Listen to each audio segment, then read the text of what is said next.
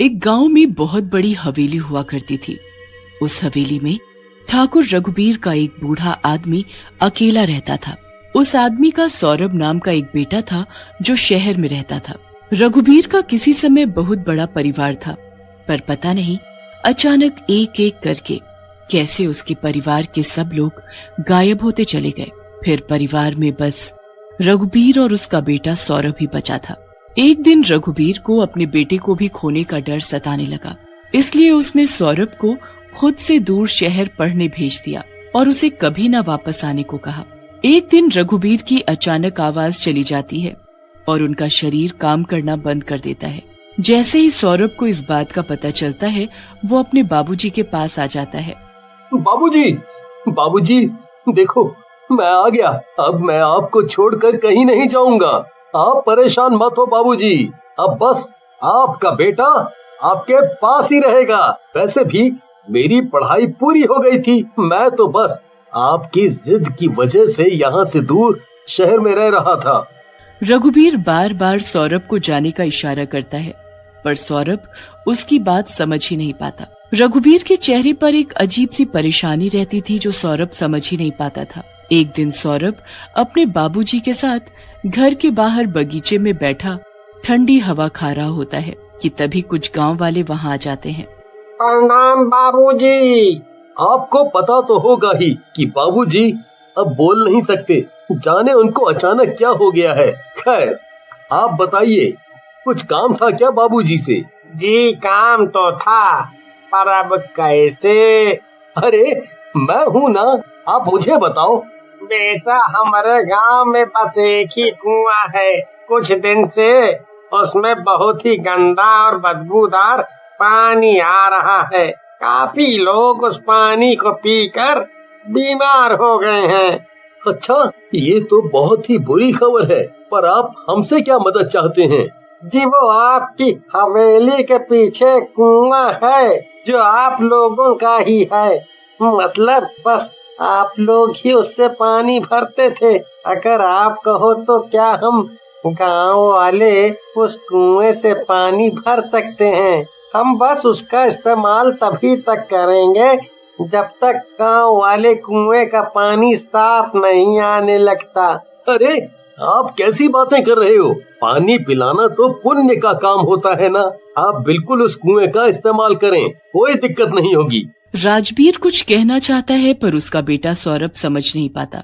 उसे तो लगता है कि उसके बाबूजी नहीं चाहते कि वो कुआं कोई और इस्तेमाल करे। सौरभ अपने बाबूजी की एक नहीं सुनता और पीछे का गेट गांव वालों के लिए खुलवा देता है ताकि वो पीछे के रास्ते कभी भी पानी लेने के लिए आ जा सके। सब लोग बड़े ही खुश होते हैं कि उन्हें अब पानी की समस्या नहीं झेलनी पड़ेगी, पर उन्हें क्या पता होता है कि उससे बड़ी समस्या उनका इंतजार कर रही है। पहले दिन तो कुएं पर मानो पूरे गांव की भीड़ ही उमड़ पड़ती है। सब अपने अपने बर्तन और मटके लेकर कुएं पर पहुंच जाते हैं। पानी भरते भरते शाम हो जाती है, पर अभी भी कुछ लोगों का नंबर नहीं आया होता। जैसे तैसे शाम ढल जाती है और सब लोग पानी भर लेते हैं, सिवाय रघु काका के। वो बेचारे बूढ़े होते हैं तो आराम से सबके पानी भरने के बाद ही पानी भरने आते हैं। रघु काका बाल्टी को कुएं में डालकर पानी ऊपर खींचने लगते हैं। बहुत देर हो जाती है, पर बाल्टी ऊपर ही नहीं आती। रघु काका कुएं के पास जाते हैं और अंदर जाने लगते हैं। उनको बाल्टी तो कहीं दूर दूर तक नहीं दिख रही होती, पर अचानक उनको एक हाथ दिखाई देता है जो उनको अंदर खींच लेता है। उसके बाद कुएं के बाहर से किसी के हंसने की आवाज आती है। रघु काका कुएं की रस्सी में उल्टे लटके चिल्ला रहे होते हैं। फिर कोई उस रस्सी को ऊपर की तरफ खींचता है। रघु को लगता है कि शायद उसे कोई बचाने आया है, पर जब वो ऊपर आता है तो अपने सामने एक भूत को खड़ा हुआ देखता है। भूत भूत, अरे बचाओ, अरे मुझे भूत से बचाओ। कोई नहीं बचाएगा, कोई नहीं आएगा, कोई नहीं बचा पाएगा तुझे। किसी को पता नहीं चलेगा कि मैंने तुझे इस कुएं में डुबो डुबो कर मारा है। अरे अरे मुझे छोड़ दो, मैं तो वैसे ही बूढ़ा आदमी हूँ। मुझे मार कर क्या मिलेगा तुम्हें?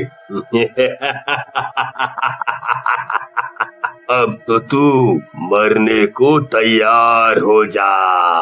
रघु काका चिल्लाते रह जाते हैं और भूत उनको कुएं में डुबो डुबो कर मार डालता है। उसके बाद भूत रघु काका को उसी कुएं में फेंक देता है और हंसता हुआ वहाँ से गायब हो जाता है। अगले दिन फिर से लोग वहाँ पानी भरने आ जाते हैं। दिन भर तो कुछ नहीं होता, पर जो भी कोई रात के 12 से 4 तक पानी भरने आता है उसे भूत कुएं की रस्सी से उल्टा लटका देता है और उसी कुएं में डुबो डुबो कर मार देता है। रोज भूत किसी न किसी आदमी को ऐसे ही मारने लगता है।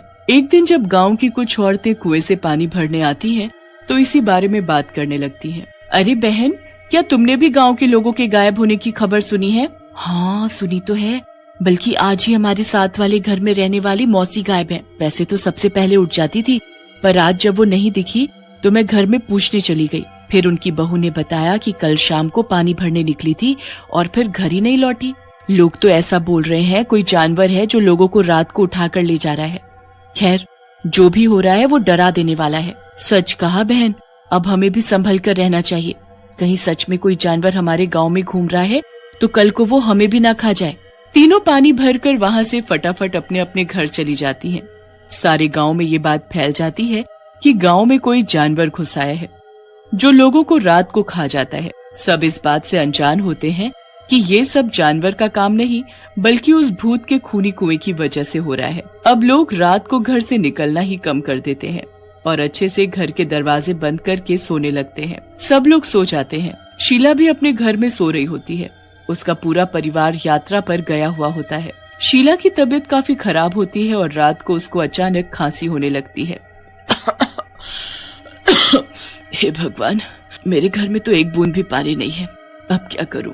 शीला खांसते खांसते बाहर जाती है और सबके दरवाजे खटखटाने लगती है। कोई भी अपना दरवाजा नहीं खोलता। बेचारी शीला को फिर उसी वक्त कुएं से पानी लेने जाना पड़ता है। वो जैसे तैसे कुएं पर पहुंचती है और पानी भरने लगती है। उस रात सौरभ का कोई जरूरी फोन आना होता है। अंदर नेटवर्क नहीं आ रहे होते, इसलिए सौरभ बाहर घूमने लगता है।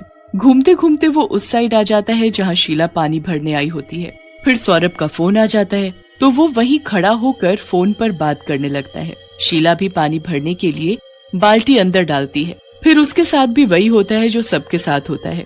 शीला को वो भूत रस्सी से पानी में लटका देता है और डुबोने लगता है। बचाओ बचाओ! शीला के चिल्लाने की आवाज सौरभ के कानों में पड़ती है। वो पीछे मुड़कर देखता है तो उसके होश उड़ जाते हैं। एक भूत कुएं के बाहर खड़ा हुआ होता है जो शीला को पानी में लटकाकर डुबो रहा होता है। सौरभ को कुछ समझ नहीं आता कि वो उसको कैसे बचाए। वो बस जल्दी से भागता हुआ अपने बाबूजी के पास जाकर उनको सारी बात बताता है। क्या आप सब जानते थे? क्या हमारे परिवार को भी इसी भूत ने मारा और इसीलिए आपने इसे बंद करवाया? हे भगवान, मुझसे ये क्या गलती हो गई? मुझे सब ठीक करना होगा। सौरभ उसी वक्त गांव वालों को जगाता है और उनको सारी सच्चाई बताता है। गांव वाले ये सुनकर हैरान रह जाते हैं। फिर गांव वाले दूसरे गांव के एक बहुत प्रसिद्ध पंडित जी को बुला कर लाते हैं। पंडित जी और गांव वाले उस कुएं के पास जाते हैं। कौन है? यहाँ मेरे सामने आओ, आओ मेरे सामने। ए पंडित, ले मैं आ गया। बता, क्या करेगा तू मेरा? मैं तुझे अभी हमेशा के लिए इस कुएं में बंद कर दूंगा। एक बार इस घर के मालिक ने भी कोशिश की थी, देख रहा है ना इसका मैंने क्या हाल कर दिया। पंडित अपना मंत्र पढ़ना शुरू कर देता है और एक बाल्टी कुएं में डाल देता है। उसके बाद भूत पंडित को पकड़कर कुएं में लटकाने की कोशिश करता ही है कि पंडित अपनी मुट्ठी में रखी भभूत उस भूत की आंख में फेंक देते हैं। भूत बुरी तरह चिल्लाने लगता है और उसे दिखना ही बंद हो जाता है। वो भूत यहाँ वहाँ भागने लगता है और अपने आप उस कुएं में जा गिरता है।